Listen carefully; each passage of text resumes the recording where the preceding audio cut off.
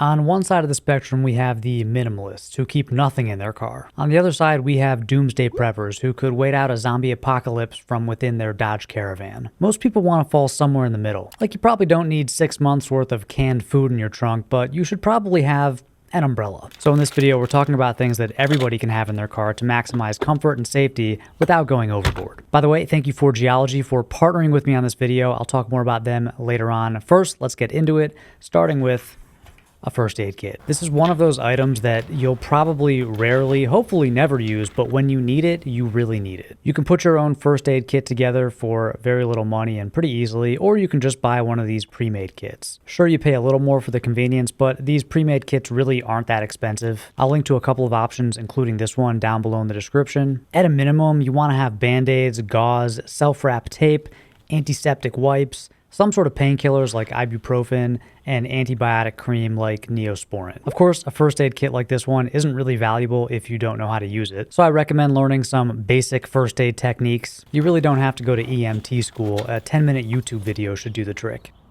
Almost everyone should have some spare water in their car. It might come in handy if you run out, or if you have a thirsty passenger, or if you just come across someone who needs a drink. Now, unless you're like overlanding into remote territory for weeks at a time, it's probably fine just to keep a couple of bottles of water in your car. Just try to store them out of sunlight, like in the glove box or the trunk. I usually have 1 or 2 extra water bottles in the car, and then I carry my own reusable bottle pretty much every day. Snacks. This is probably more important if you have children, but pretty much everybody could use some emergency calories in their vehicle. I like a granola or protein bar, but any dry packaged food will do. Of course, you can get survival rations, canned bread, various dehydrated meals, but for most people, a bag of trail mix and some beef jerky will do. Blanket. This sort of depends on where you live and what season it is, but it's never a bad idea to have a warm blanket in your car. Wool is a good option because it's thin, so a large wool blanket can fold up pretty small, but it still provides plenty of warmth. Also, wool doesn't have to be cleaned nearly as often as cotton or polyester. This kind of blanket can double as a picnic mat or impromptu outdoor seating. I'll link to a really solid wool option down below in the description. If you're less worried about picnics and more worried about survival, I'd go with a Mylar thermal blanket. These take up almost no space in your trunk or glove box, and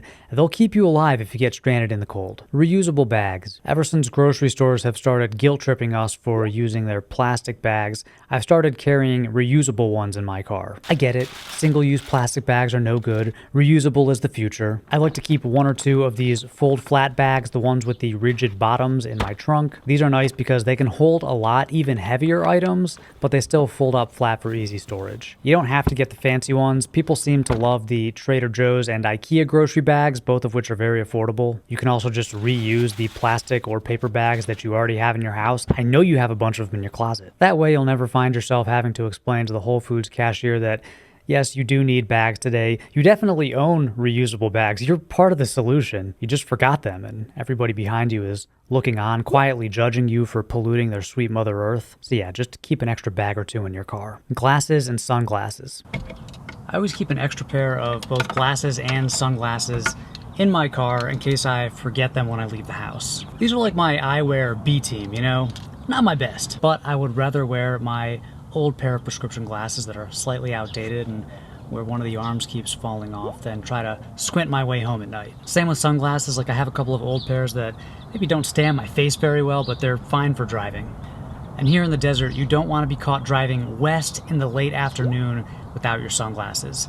That's how YouTubers die. Sunscreen. Speaking of which, during the summer, me and my kids are wearing sunscreen every day. Our Western European complexion simply didn't evolve to survive in this region of the world. The scorching hot Sonoran desert sun wreaks havoc on my Celtic epidermis. We usually lather up before leaving the house. I typically use an SPF moisturizer on my face first thing in the morning. My little ones get a kid-friendly mineral sunscreen as part of their morning routine. But we sometimes forget, and by we, I mean me. My wife never forgets these things. Or if we're going to be out for a long time, we might need to reapply. So I try to keep a backup tube in each of our 2 vehicles because, as my grandpappy always said, better safe than scalded. Like this tube of mineral-based SPF 30 sunscreen from Geologie, who is supporting the channel by partnering with me on this video. Geologie is an award-winning skin, hair, and body care company with over 10,000 5-star reviews. They sell simple and effective derm-grade products, everything from face wash to deodorant to shampoo. But I want to focus in on their sun-protecting options like their moisturizing cream with SPF 15. It goes on like lightweight lotion, hydrating your skin all day without feeling heavy or looking shiny. This is a great option for anybody who tends to forget to put sunscreen on their face. This face cream also contains niacinamide for elasticity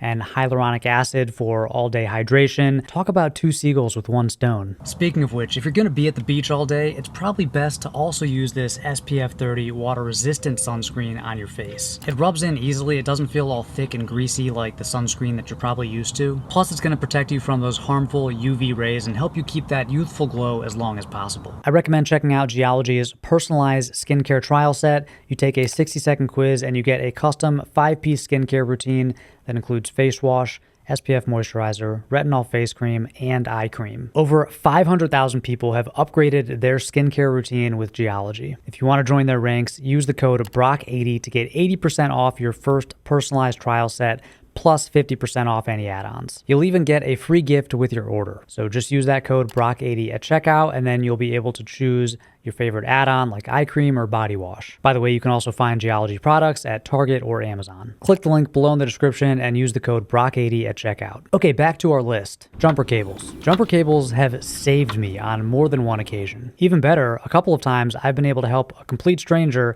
get their car started back up again. It's a great feeling when you have that exact thing someone needs, especially when you know they're not having a great day. Of course, you have to know how to use them. It's not that hard. You can just watch a YouTube video. I always forget how to use them because I don't use them often enough, so I have to like scramble real quick and stealthily watch a YouTube video so I look like I know what I'm doing. They won't always work to bring a dead battery back to life, but when they do, they save you the time and hassle and money of getting your car towed or waiting for roadside assistance. So for that reason, if you think that the problem might be a dead battery, I recommend trying to jump your car before calling for help. Tire pressure tool. In the same vein, it's important to know what your tire pressure should be and have the right tool to check it. This is especially true when the temperature is fluctuating a lot, like during transitional seasons, because this can cause your tire pressure to drop. Yes, many cars have tire pressure sensors built in, and some gas stations do have air pumps with pressure readers, but I found that more often than not, these pumps at the gas stations are broken, and oftentimes your car's sensors can be faulty. I also just like to manually check my tires before long road trips, and that's why I always keep a pressure gauge in the glove box. That way I can just check them myself if they look or feel low. Note that when you're checking your tire pressure, your hands will probably get dirty, which brings us to our next item.